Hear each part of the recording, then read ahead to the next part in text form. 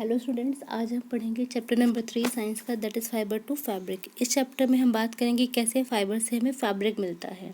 जो फाइबर है वो फाइबर हमें मिलता है फ्रॉम प्लांट्स, एनिमल्स, या फिर इसको केमिकली सिंथेसाइज भी किया जाता है। इन फाइबर्स से ही मिलता है फैब्रिक। इस पिक्चर में आप बहुत सारी चीज़ें देख रहे हैं, जैसे कि यहाँ पे बैग्स हैं, आपके बेडशीट है, कर्टन है। ये किससे मिलके बने हुए हैं? ये मिलके बने हुए हैं आपके फैब्रिक से। फैब्रिक किससे मिला है? That is from yarn. Yarn क्या होते हैं? यार्न जो ये फाइबर है, फाइबर से बनता है। फाइबर को जो ट्विस्ट किया जाता है, ठीक है, उन ट्विस्टिंग के थ्रू हमें मिलते हैं यार्न। इन यार्न को जब इस तरह से वर्टिकली और हॉरिजॉन्टली क्लोजली अरेंज किया जाता है तो मिलता है हमें फैब्रिक। फिर इस फैब्रिक से ही डिफरेंट आपके जो मटेरियल्स होते हैं, जैसे क्लोथ्स हो गए, कर्टन हो गए, बेडशीट हो गई, बैग्स हो गए, ये बनते हैं। ठीक है, आई होप समझ में आ गया होगा। चलिए आगे चलते हैं। अब आपको बताया जो फाइबर हैं, फाइबर्स हमें मिलते हैं कहाँ से? सोर्सेज क्या हैं इनकी? प्लांट्स, एनिमल्स और केमिकल्स। ठीक है, इन फाइबर्स को जब ट्विस्ट किया जाता है उस प्रोसेस को हम कहते हैं स्पिनिंग। ठीक है, तो फाइबर्स को थ्रू स्पिनिंग हमें मिलते हैं यार्न। ठीक है, फिर इन यार्न को वीविंग और निटिंग, इन प्रोसेस के थ्रू कन्वर्ट किया जाता है फैब्रिक में। ठीक है, तो वीविंग क्या होती है? वीविंग अभी बताया आपको कि जो यार्न होते हैं उनको वर्टिकली और हॉरिजॉन्टली क्लोज अरेंज किया जाता है तो फैब्रिक बनता है। ठीक है, निटिंग आप सबको पता है, आपकी मम्मा जो स्वेटर बनाती हैं, that is also known as knitting, उससे भी फैब्रिक बनता है। क्लियर? फिर इस फैब्रिक की स्टिचिंग की जाती है जिससे बनते हैं फिर क्लोथ्स। ठीक है, चलिए आगे चलते हैं। फाइबर्स कितने टाइप के होते हैं? 2 टाइप के होते हैं। एक नेचुरल फाइबर होता है, एक होता है सिंथेटिक फाइबर। जो नेचुरल फाइबर्स हैं वो प्लांट्स और एनिमल्स से मिलते हैं, और जो सिंथेटिक फाइबर्स हैं वो केमिकल के थ्रू इंडस्ट्रीज में सिंथेसाइज किए जाते हैं। ठीक है, नेचुरल फाइबर्स कौन से हैं जो प्लांट से मिलते हैं? ये है आपका कोकोनट, कॉटन, जूट और कॉयर। कॉयर मिलता है हमें कोकोनट हस्क से। ठीक है, एनिमल से कौन सा मिलता है? एनिमल से मिलता है हमें वूल और सिल्क। इस चैप्टर में हम इनके बारे में ही बात करेंगे। जो सिंथेटिक फाइबर होते हैं वो कौन से होते हैं? पॉलिएस्टर, नायलॉन और एक्रिलिक। ठीक, आई होप आपको समझ में आ गया। प्लांट से मिलते हैं हमें कॉटन, जूट और कॉयर। एनिमल से मिलता है वूल, सिल्क, और जो सिंथेटिक फाइबर्स होते हैं जो केमिकली सिंथेसाइज किए जाते हैं वो हैं आपके पॉलिएस्टर, नायलॉन और एक्रिलिक। चलिए आगे चलते हैं। एनिमल से मिलने वाला फाइबर है आपका वूल और सिल्क। अब हम इन दोनों को एक एक करके पढ़ेंगे। चलिए, वूल, सबसे पहले वूल। वूल क्या काम करता है? वूल हमारी बॉडी को गर्म रखता है सर्दियों में। ठीक है, ड्यूरिंग विंटर सीजन। वूल से बहुत सारे कपड़े बनाए जाते हैं, आपके स्वेटर बनाए जाते हैं, शॉल्स बनाए जाते हैं, कंबल बनाए जाते हैं। ठीक है ना, तो वूल क्या काम करता है? वूल हमारी बॉडी को गर्म रखता है। तो वूल कहाँ से मिलता है?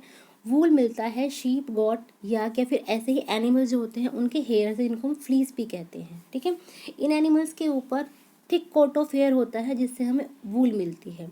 अब ये वूल इन एनिमल्स के ऊपर क्यों होती है? मतलब ये थिक कोट जो हेयर है ये एनिमल्स के ऊपर क्यों पाया जाता है? ये जो हेयर है ये इनको रखते हैं, इन एनिमल्स को गर्म रखते हैं, और इनको जो विंटर सीजन में कोल्ड होती है उसे प्रोटेक्ट करते हैं। ये जो फर हैं ये एयर को ट्रैप कर लेते हैं एनिमल की स्किन के अंदर ही, यानी कि जो एनिमल की बॉडी की हीट होती है उस बॉडी की हीट को बाहर नहीं जाने देते हैं, और जो बाहर की हीट है उसको एनिमल की बॉडी के इनसाइड एंटर नहीं करने देते हैं। It means these are the poor conductor of air. ठीक है, यही वो रीज़न है जिसकी वजह से हम सर्दियों में जो आपके वुलन क्लोथ्स हैं उनको प्रेफर करते हैं, क्योंकि ये जो एयर होती है हमारी स्किन की, बॉडी की, उसको ये ट्रैप कर लेते हैं, उसको बाहर नहीं जाने देते हैं और हमारी बॉडी को वार्म रखते हैं। और अगर इसकी अपोजिट बात करें तो हम गर्मियों में पहनते हैं कॉटन क्लॉथ्स। कॉटन क्लॉथ्स क्या होते हैं? वो उनका बहुत ही थिन फाइबर होता है, ये एयर को ट्रैप नहीं कर पाते हैं, और ये हमारी बॉडी में से जो हीट निकलती है उसको लूज़ करने में हेल्प करते हैं। क्योंकि आपको पता है गर्मियों में अगर हमारी बॉडी की हीट बाहर नहीं निकलेगी तो हमें प्रॉब्लम हो जाएगी। क्लियर? डिफरेंस समझ में आ गया दोनों का? चलिए, अब कुछ एनिमल्स को देख लेते हैं जिनसे हमें वूल मिलती है। Sheep, number 1 is sheep. आप देख भी पा रहे हैं कि इन एनिमल के ऊपर कितना थिक कोट ऑफ हेयर है ना, वूल है। और जो मार्केट में हमें कॉमनली वूल मिलती है वो हमें जनरली शीप से ही मिलती है। सेकेंड वन इज अंगोरा गोट। आप इसके ऊपर देख सकते हैं कितना बड़ा, कितना थिक कोट ऑफ हेयर है। हिमालयन या कश्मीरी गोट, एल्प का गोट एंड लैमा। एक और एनिमल है दैट इज याक, उससे भी हमें वूल मिलती है। ठीक है। अब ये कुछ एनिमल्स हैं जिनसे हमें आपकी वूल मिलती है। जैसे पहला शीप, अभी मैंने आपको बताया कि जो कॉमनली अवेलेबल वूल है मार्केट में वो हमें किससे मिलती है, शीप से मिलती है। याक वूल मिलती है इससे। ये कहाँ पाया जाता है, तिब्बत और लद्दाख में पाया जाता है। अंगोरा गोट से अंगोरा वूल मिलती है, हिली रीजन में पाया जाता है, जम्मू एंड कश्मीर में। पश्मीना और जो शॉल्स हैं वो बनते हैं या मिलते हैं हमें कश्मीरी गोट से मिलती है इसकी वूल। बहुत ही सॉफ्ट वूल होती है इसका, आपने सुना भी होगा पश्मीना शॉल्स के बारे में कि बहुत सॉफ्ट होते हैं ये। कैमल से भी हमें वूल मिलती है। एंड एल्का और लैम्का जो है ये पाए जाते हैं आपके साउथ अमेरिका में। चलिए अब बात करते हैं हम शीप के फ्लीस यानी कि हेयर्स के बारे में। जनरली जो शीप के हेयर्स होते हैं वो 2 टाइप्स के होते हैं। एक होता है कोर्स ब्रीड हेयर और एक होता है फाइन सॉफ्ट हेयर। यानी कि जो कोर्स ब्रीड हेयर होते हैं वो थोड़ा सा खुरदरे से रफ टाइप के होते हैं, और जबकि दूसरे जो होते हैं वो फाइन सॉफ्ट होते हैं, बहुत ही सॉफ्ट हेयर होती हैं जिससे हमारी जो वूल है वो बनाई जाती है। इतना समझ में आ गया। चलिए अभी आपको बताया कि जो वूल मार्केट में अवेलेबल है वो किससे मिलती है हमें, वो जनरली मिलती है शीप से।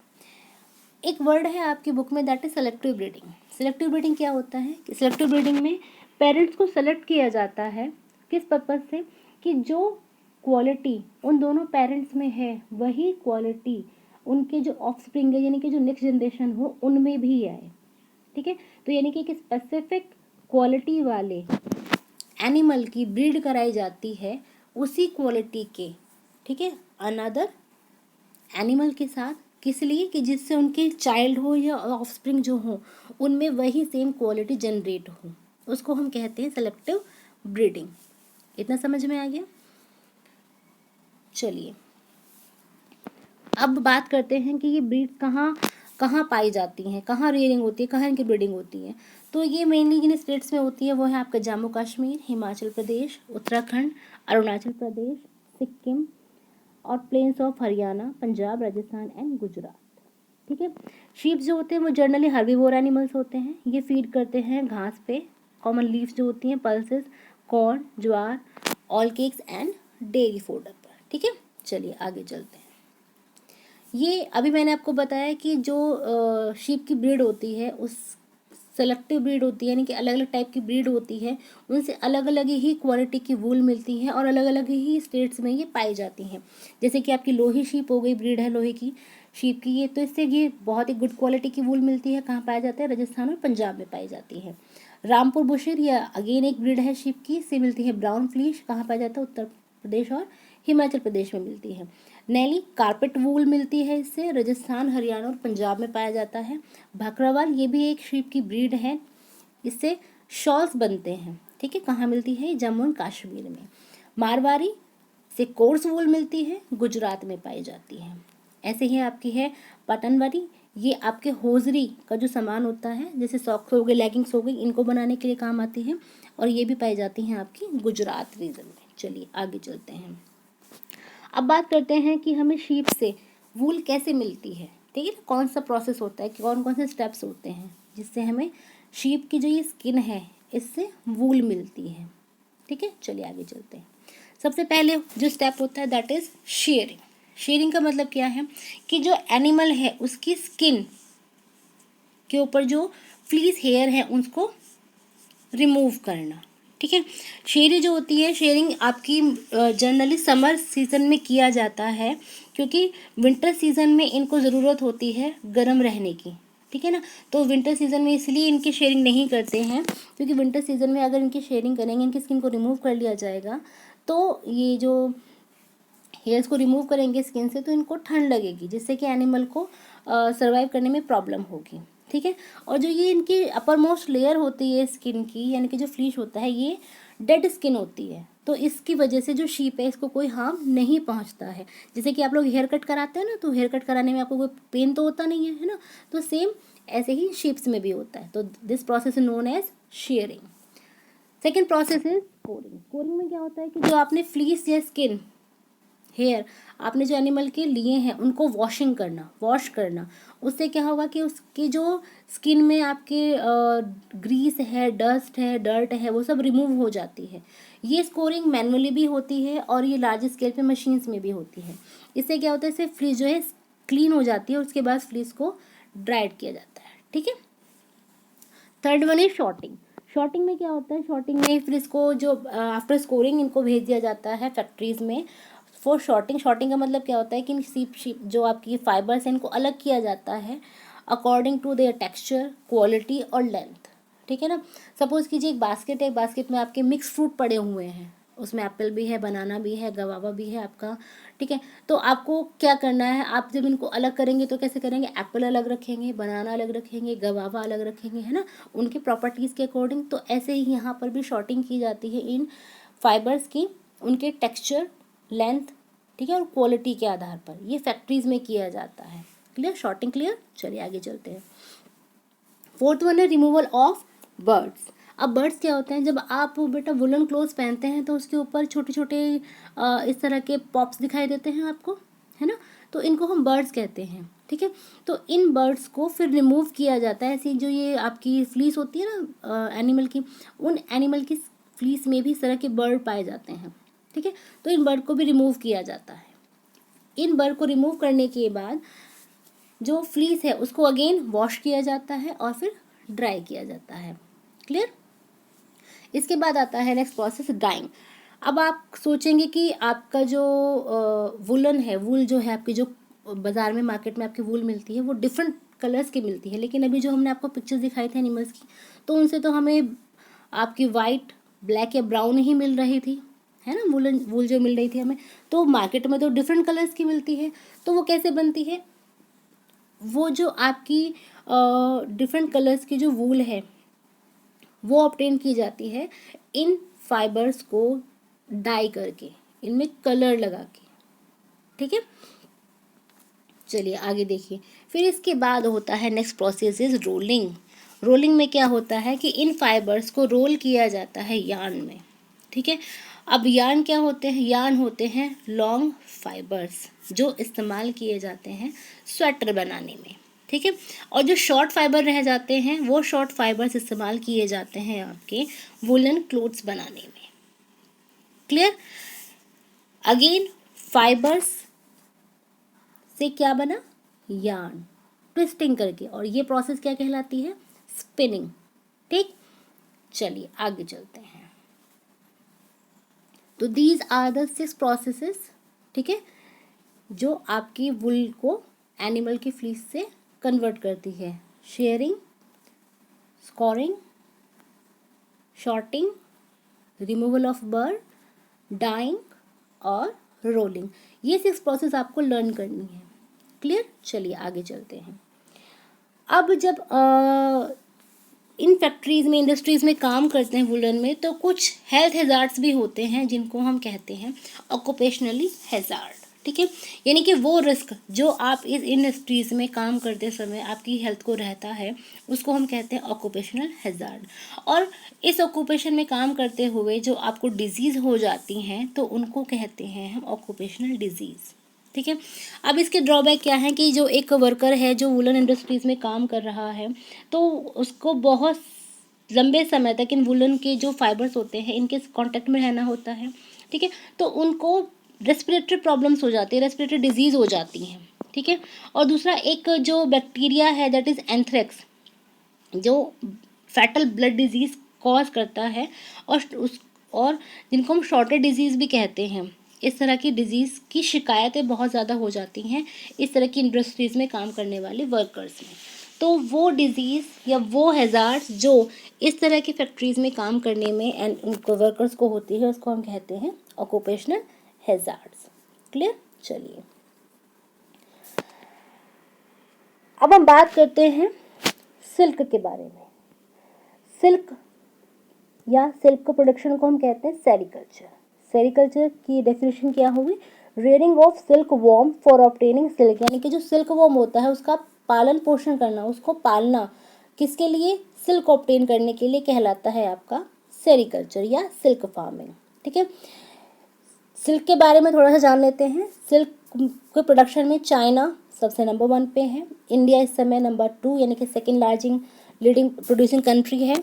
जो सिल्क इंडिया में प्रोड्यूस होता है कहाँ कहाँ होता है, वो होता है आपका Karnataka, Andhra Pradesh, Tamil Nadu, West Bengal, Jammu and Kashmir and ये आपके लार्जेस्ट सिल्क प्रोड्यूसिंग स्टेट्स हैं जो इंडिया में हैं।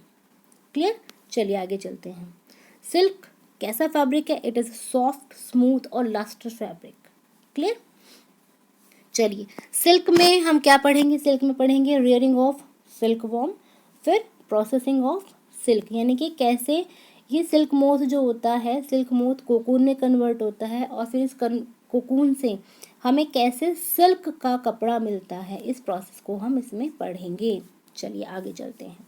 सबसे पहले हम बात करते हैं रेयरिंग ऑफ सिल्क वॉर्म। ठीक है, तो ये जो सिल्क मोथ है, ठीक है, ये कोकून में कैसे कन्वर्ट होता है, ये इसमें पढ़ेंगे हम रेयरिंग ऑफ सिल्क वॉर्म। तो ये जो आपका सिल्क मोथ है, ये silk moth thousands of egg देता है एक समय में, जिससे ये इस तरह के लार्वा, सिल्क लार्वा जो हैं ये निकलते हैं।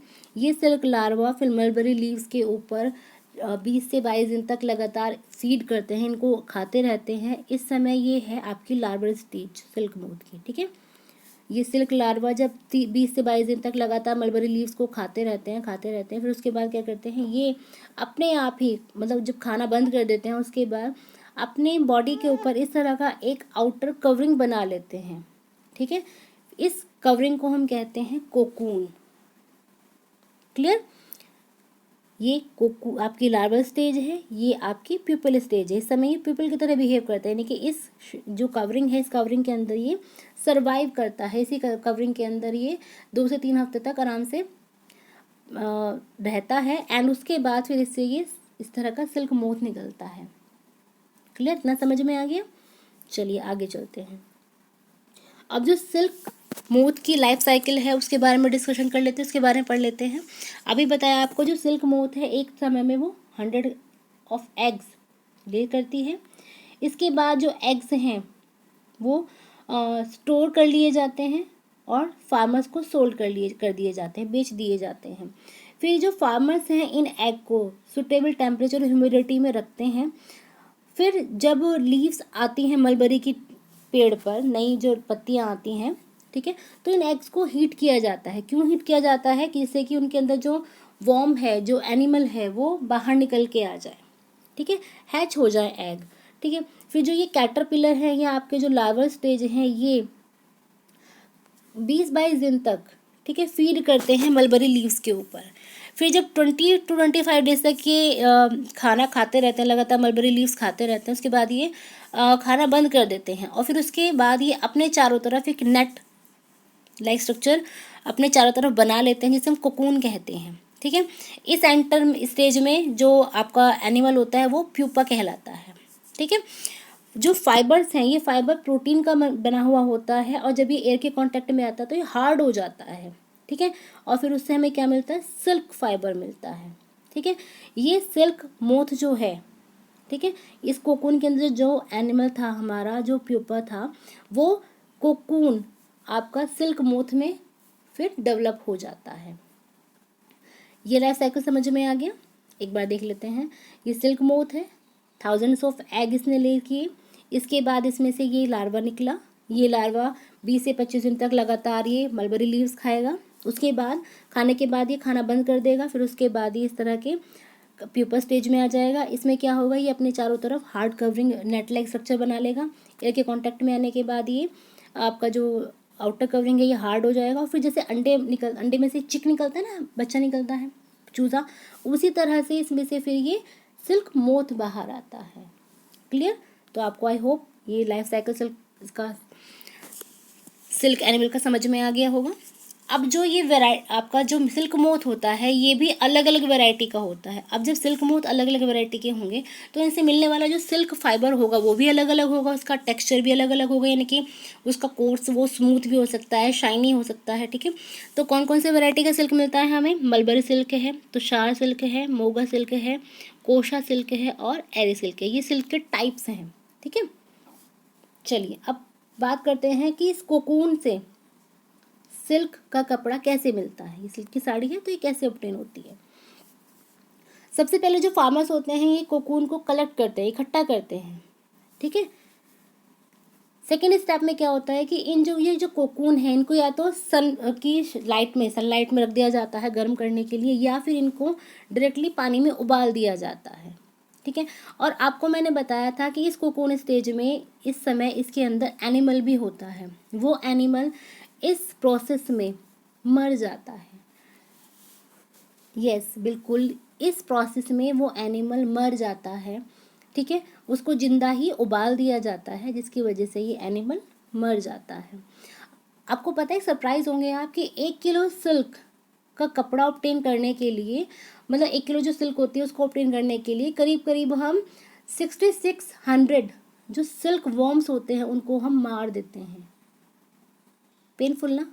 Yes, exactly. चलिए आगे चलते हैं। फिर जब ये सॉफ्ट हो जाता है आपका कोकून का जो आपका आउटर कवरिंग है, तो उसके बाद उसमें से सिल्क की रीलिंग की जाती है, यानी कि सिल्क को एक्सट्रैक्ट किया जाता है उसमें से। ठीक है, नेक्स्ट फिर आता है आपका यार्न स्पिनिंग प्रोसेस। ठीक है, स्पिनिंग प्रोसेस में क्या होता है, जो फाइबर्स हैं, फाइबर से यार्न बना, और यार्न को फिर स्पिनिंग यानी कि ट्विस्टिंग के थ्रू, ठीक है, वो चाहे मैनुअली हो चाहे आपका फैक्ट्रीज में हो, उनको यार्न में कन्वर्ट किया जाता है। जो सिल्क फाइबर है इनको यार्न में कन्वर्ट किया जाता है थ्रू द स्पिनिंग प्रोसेस। वो आपका मैनुअली भी हो सकता है, फैक्ट्रीज में भी हो सकता है। नेक्स्ट आता है फिर आपका वीविंग, यानी कि यार्न को फैब्रिक में कन्वर्ट करना। ठीक है, ये जो यार्न की प्रोसेस है, यानी कि यार्न को फैब्रिक में कन्वर्ट करना, ये होता है कि जो आपके यार्न के 2 सेट होते हैं, उनको मैंने भी आपको पहले भी बताया था in the starting of the chapter, कि इनको हॉरिजॉन्टली और वर्टिकली क्लोजली अरेंज किया जाता है, जिस प्रोसेस को हम कहते हैं वीविंग, है ना। अब जो वीविंग है, वीविंग लूम्स में की जाती है। ये लूम्स 2 तरह के होते हैं। ठीक है, इस तरह के होते हैं लूम्स। इसमें आप मैनुअली भी कर सकते हैं हैंड के थ्रू, और ये इस तरह से ये आपका पावर लूम्स यानी कि आपके मशीन के थ्रू भी करता है, कपड़े बुनते हैं। ठीक है, चलिए आगे चलते हैं। अब ये सिल्क की प्रोसेस कौन कौन सी थी, यानी कि जो हमारा कोकून से सिल्क मिलता है उसकी कौन कौन सी प्रोसेस इन्वॉल्व की हैं। सबसे पहले कोकून कलेक्ट किए गए, फिर इन कोकून को या तो बॉयल वाटर में या अंडर सनलाइट रखा गया। फिर उसके बाद इन सिल्क कोकून में से सिल्क फाइबर को सेपरेट किया गया। फिर इन सिल्क फाइबर की रीलिंग की गई। ठीक है, फिर स्पिनिंग के थ्रू इनको यार्न में कन्वर्ट किया गया, थ्रेड बनाए गए इनके, एंड फिर उसके बाद इनकी वीविंग की गई। वीविंग आपकी मैनुअली और मशीनली यानी कि हैंडलूम्स और पावर लूम्स दोनों तरीके से की जा सकती है। क्लियर?